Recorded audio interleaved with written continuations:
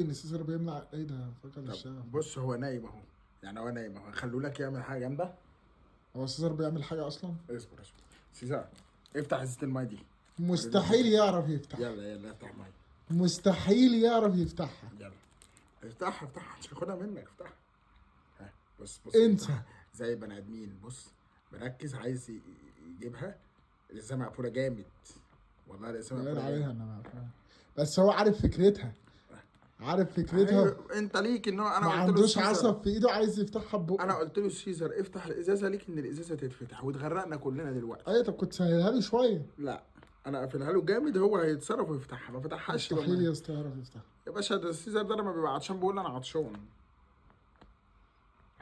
يا ابن الذين اصلا انت مصعبها عليه قوي، اصلا انت قافلها بغباء. اه.